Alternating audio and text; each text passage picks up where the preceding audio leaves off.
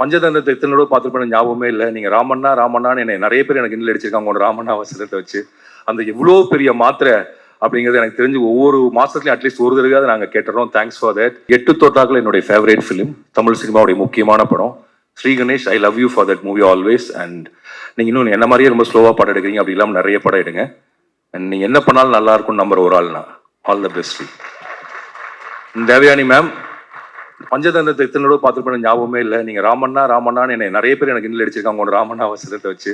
அந்த எவ்வளோ பெரிய மாத்திரை அப்படிங்கிறது எனக்கு தெரிஞ்சு ஒவ்வொரு மாதத்துலையும் அட்லீஸ்ட் ஒரு தடவையாவது நாங்கள் கேட்டுறோம். Thanks for that. And Kadhal Kottai, நான்லாம் ஸ்கூல் படிச்சுட்டு வந்த படம்.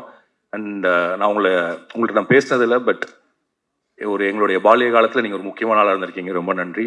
சரத் சார், இந்த படத்தில் அந்த டைலாக், அந்த நீங்கள் செல்லோன்னு சொல்கிறப்போ ஒரு மாதிரி மெல்ட் ஆயிடுச்சு சார்.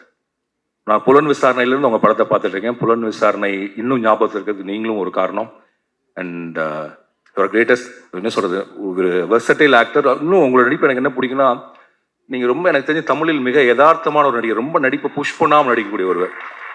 அண்ட் அந்த மீசக்கார நண்பா பாட்டு வந்து எனக்கு பல தடவை நான் கேட்டிருக்கேன் சார். ஐ திங்க் நீங்களும் உங்களுடைய குரலும் ஒரு மாதிரி வந்து எப்போதுமே ரொம்ப இணக்கத்தையும் ரொம்ப நட்பா அன்பா இருக்கக்கூடிய உஷ்ணத்தையும் கொடுக்கக்கூடிய ஒன்று. ரொம்ப நன்றி.